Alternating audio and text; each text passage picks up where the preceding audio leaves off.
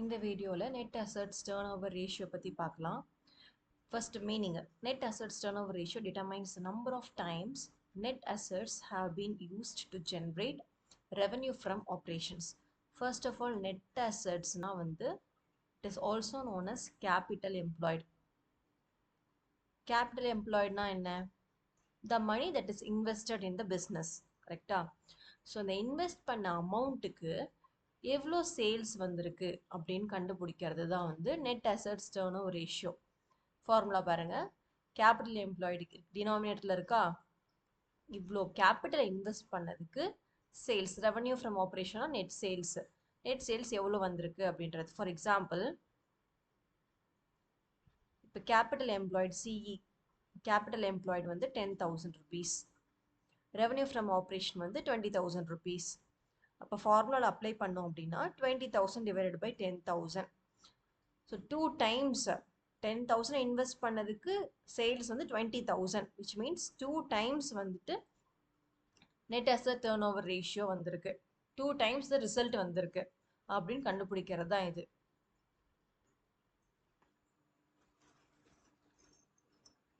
Okay, first problem பார்க்கலாம். Problem number 128 TSG புக்கில் shareholders funds வந்துட்டு 20 lakhs, equity share capital 10 lakhs, reserves and surplus 10 lakhs, 8% debentures வந்துட்டு 10 lakhs இருக்கு, revenue from operation 75 lakhs. இப்போ net asset turnover ratio கண்டுபிடிக்கணும். Net asset turnover ratio is equal to revenue from operations divided by capital employed. இப்போ revenue from operation வந்து directly given, capital employed மட்டும் calculate பண்ணணும். So capital employed is equal to equity plus debt. இது ரெண்டுமே கொடுத்திருக்கு. shareholders funds கொடுத்திருக்கு 20 lakhs plus debtடும் கொடுத்திருக்கு 10 lakhs, which is 30 lakhs.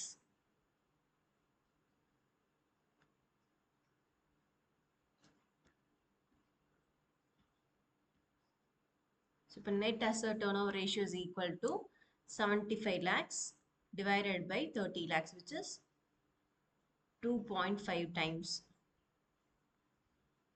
Next problem பார்க்கலாம்.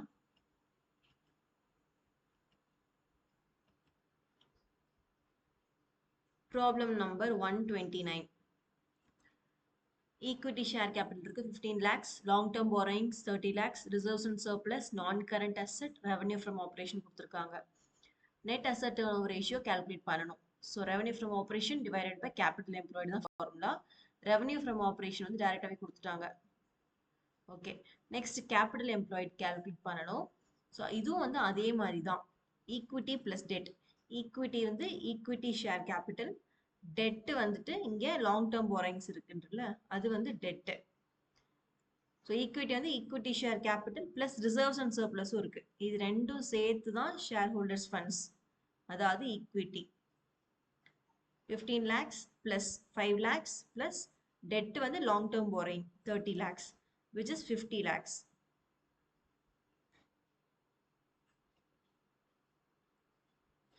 இப்போ இதுல net asset turnover ratio is equal to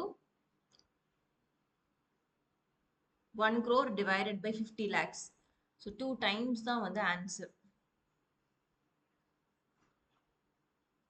Next problem பார்க்கலாம். இப்போ problem number 130. Property, plant, equipment and intangible asset இருக்கு 30 lakhs, accumulated depreciation 5 lakhs, trade investment இருக்கு, current asset, current liabilities, cash revenue from operation இருக்கு, credit revenue from operation. So revenue from operation is equal to cash plus credit revenue from operation. Cash revenue from operation 10 lakhs plus credit revenue from operation 40 lakhs. So sales பண்றோம்ல அதுதான் வந்து revenue from operation. Sales பண்றப்ப சில time cash sales ஆக நடக்கும், டைரக்டா cash payment அப்பயே நடக்கும் on the spot இமீடியட்டா, இல்ல கிரெடிட் ஃபியூச்சர் டேட்ல பேமெண்ட் வந்து பண்ணுவாங்க. ஸோ அது ரெண்டுமே சேர்த்து தான் வந்து சேல்ஸ்ன்னு சொல்லுவோம். That is revenue from operation, net sales. இப்போ நெட் சேல்ஸ் வந்து 50 lakhs கிடைச்சிருச்சு. கேபிட்டல் எம்ப்ளாய்ட் கால்குலேட் பண்ணணும். கேபிட்டல் எம்ப்ளாய்ட் ஃபார்முலா என்னன்னா total assets minus current liabilities. இது ஒரு ஃபார்முலா. ஈக்விட்டி பிளஸ் டெட் அது ஒரு ஃபார்முலா. ஸோ இந்த கொஸ்டின்ல பார்த்தோம்னா இன்ஃபர்மேஷன் நமக்கு ஃபுல்லாவே அசெட்டை பத்தி கொடுத்துருக்கு. அதனால நம்ம இந்த இன்ஃபர்மேஷன் இந்த ஃபார்முலா யூஸ் பண்ணிக்கலாம். Property plant and equipment, yes அது வந்து asset, fixed asset minus accumulated depreciation கொடுத்துருக்காங்க. ஸோ இந்த வேல்யூ பார்த்தா அந்த 30 lakhs வந்து காஸ்ட் வாங்கின வேல்யூ. அதுல இருந்து மிஷின்ஸ் பிளான்ட் எல்லாம் யூஸ் பண்றப்ப எக்யூப்மெண்ட்ஸ் எல்லாம் யூஸ் பண்றதுனால டிப்ரிஷியேட் ஆகுமா, அதோட வேல்யூ ரெடியூஸ் ஆகும். ஸோ அதனால cost value of this fixed asset minus depreciation பண்ணணும். 5 lakhs மைனஸ் பண்ணிக்கோங்க. Minus accumulate depreciation plus trade investment ஒரு அசெட், அதே மாதிரி கரண்ட் அசெட்டும் அசெட், இது எல்லாமே அசெட்ஸ் ஆட் பண்ணியாச்சு. Minus current liability. ஸோ இந்த பிராக்கெட் குள்ள இருக்கிறது வந்து total asset minus current liabilities. Current liabilities இங்க கொடுத்துருக்காங்க 8,50,000. இப்போ ஜஸ்ட் வேல்யூ சப்ஸ்டியூட் பண்ணோம் அப்படின்னா டோட்டல் அசெட் வந்துட்டு இங்க இருக்கிற வேல்யூஸ் எல்லாம், ஸோ இங்க 30 lakhsல இருந்து 11 lakhs வரைக்கும் மைனஸ் கரண்ட் லைபிலிட்டி வந்து 8,50,000 பண்ணா 30 lakhs வருது. Net asset turn over ratio is equal to 50 lakhs. இங்க கிடைச்ச revenue from operation divided by 30 lakhs capital employed, which is 1.67 times. Next problem number 131 பார்க்கலாம். Plant property equipment and intangible assets கொடுத்திருக்காங்க 10 lakhs. working capital இருக்கு. cost of revenue from operation கொடுத்திருக்காங்க. gross profit வந்து 20% on cost ன்னு கொடுத்திருக்காங்க. cost of revenue from operation இருக்கு டைரக்டா CRFO. அதே மாதிரி gross profit என்ன சொல்லியிருக்காங்க 20% of cost.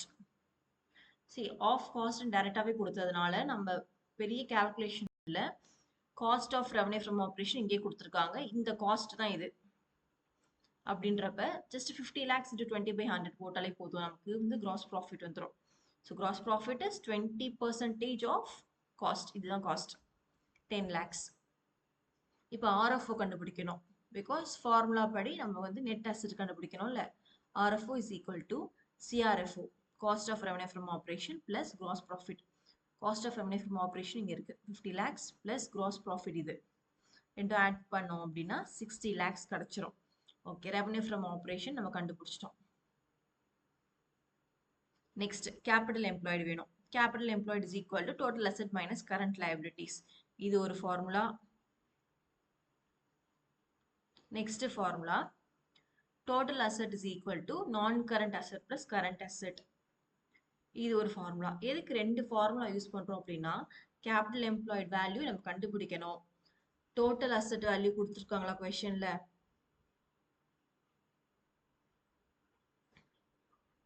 Total asset fixed asset இருக்கு, கரண்ட் அசெட் நமக்கு தெரியல. கரண்ட் லயபிலிட்டிஸ் இருக்க கொஸ்டின்ல கரண்ட் லயபிலிட்டிஸும் நமக்கு தெரியல. அப்படின்றப்ப ஏதாவது ஒரு வேல்யூவாவது இங்க தெரிஞ்சாதான் நம்ம வந்து கால்குலேட் பண்ண ஈஸியா இருக்கும். இந்த ரெண்டு வேல்யூமே நமக்கு கிளியரா இல்ல. அதனால நம்ம ரெண்டு ஈக்குவேஷன் வச்சு நம்ம கண்டுபிடிக்க போறோம். Substitute 2 in 1. இந்த டோட்டல் அசெட் இருக்குல்ல, அந்த இடத்துல இதை நம்ம சப்ஸ்டியூட் பண்ண போறோம். Non current asset plus current asset. So capital employed is equal to total அசெட்டுக்கு பதிலாக non current asset plus current asset இப்படி சப்ஸ்டியூட் பண்ணிக்கலாம். மைனஸ் இங்க இருக்க current liability. I'll repeat it once again. இந்த ஃபார்முலால capital employed is equal to total asset இருக்கா, இந்த டோட்டல் அசெட்னு இருக்க இடத்துல வந்து நம்ம இந்த ஃபார்முலா சப்ஸ்டியூட் பண்ணிக்கலாம். Non current asset plus current asset, non current asset plus current asset. So minus current liabilities அப்படியே வந்துடும். இப்போ நமக்கு தெரியும் ஒர்க்கிங் கேபிட்டலோட ஃபார்முலா என்ன, current asset minus current liabilities. இங்க பாருங்க current asset minus current liabilities. இந்த போர்ஷனை பாருங்க. இப்ப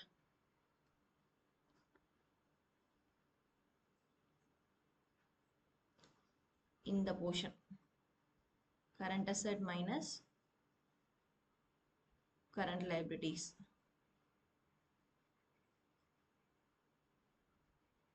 ஒர்க்கிங் கேபிட்டலா? இப்போ கொஸ்டின் பாருங்க, கொஸ்டின்ல ஒர்க்கிங் கேபிட்டலோட வேல்யூ கொடுத்துருப்பாங்க. சரி ஒர்க்கிங் கேபிட்டல் 5 லேக்ஸ் கொடுத்துருக்காங்க. இதுக்கு தான் நம்ம வந்து ரெண்டு ஃபார்முலா யூஸ் பண்ணோம்.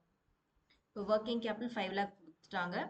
நான் கரண்ட் அசெட் வந்து அந்த plant property equipment which is 10 lakhs plus 5 lakhs வந்து 15 lakhs கிடைச்சிருச்சு capital employed.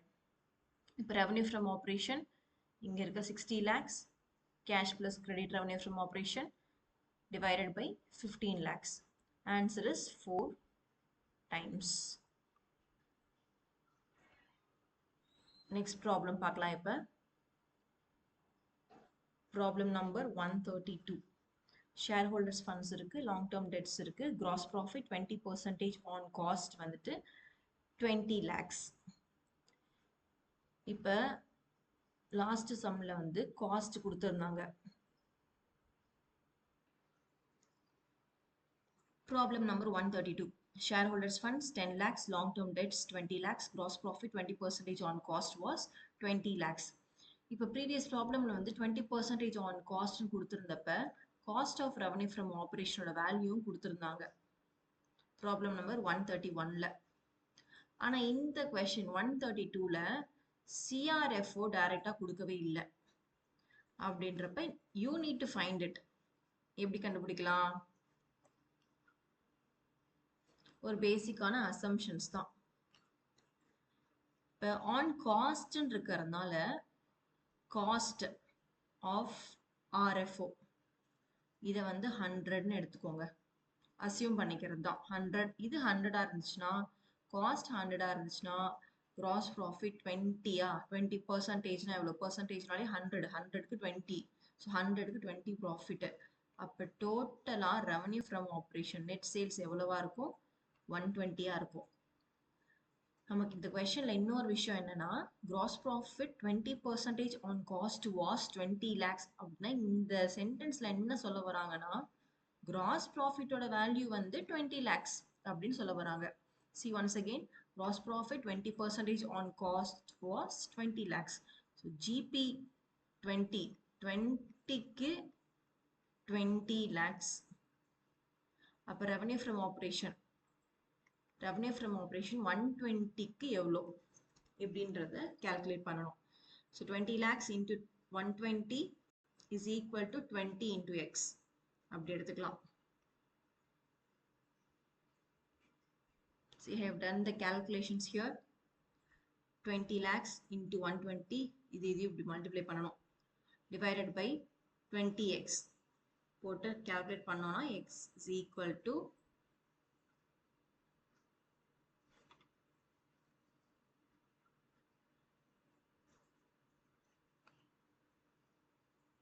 x is equal to 1 crore 20 lakhs கிடைச்சிரும், which is revenue from operation.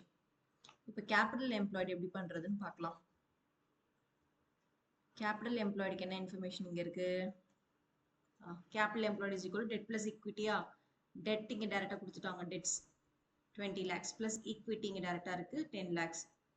30 lakhs தான் total debts. So capital employed இருக்கு, revenue from operation இருக்கு. இப்போ ரெண்டும் divide பண்றோம் அப்படின்னா we will get 4 times. Question number 133. So question number 133 வந்து எந்த பேஜ் நம்பர்ல இருக்குன்னா 4.130ல இருக்கு, 2026 எடிஷன். ஸோ இந்த கொஸ்டின் நான் எழுதல given information because இங்க பேலன்ஸ் ஷீட் கொடுத்துருக்காங்க. ஃபர்ஸ்ட் என்ன கால்குலேட் பண்ணணும் அப்படின்னா net asset turnover ratio calculate பண்ண சொல்லியிருக்காங்க, which is revenue from operation divided by capital employed. Revenue from operation கொஸ்டினுக்கு பேலன்ஸ் ஷீட் கீழேயே பாருங்க 45 lakhs டைரக்டாவே கொடுத்துட்டாங்க. Divided by capital employed. Capital எம்ப்ளாய்டுனா என்ன? டெட் பிளஸ் ஈக்விட்டியா? ஸோ ஈக்விட்டி என்னென்ன எடுக்கணும்? ஷேர் கேபிட்டல் எடுக்கணும் 10 lakhs plus reserves and surplus 3 lakhs plus டெட்ன்றது இங்கே 8% debentures, ஸோ 5 lakhs. இது மூணு ஆட் பண்ணோம்னா 18 lakhs வரும். So answer is 2.5 times. Next last question part B. Second இதுவும் பார்த்துடலாம். even though it is fixed asset turnover ratio, இதை மட்டும் பெண்டிங் விட வேண்டாம். So fixed asset turnover ratio is equal to revenue from operations divided by fixed assets. Revenue from operation இது questionலயே இருக்கு. Fixed assets அசெட்ஸ்ன்றது இங்க என்னன்னா ப்ராப்பர்ட்டி பிளான்ட் அண்ட் எக்யூப்மெண்ட் இருக்குல்ல 13 lakhs அதுதான் ஃபிக்ஸ்ட் அசெட்ஸ். ஸோ ரெண்டு டிவைட் பண்றோம் அப்படின்னா we get 3.47 times.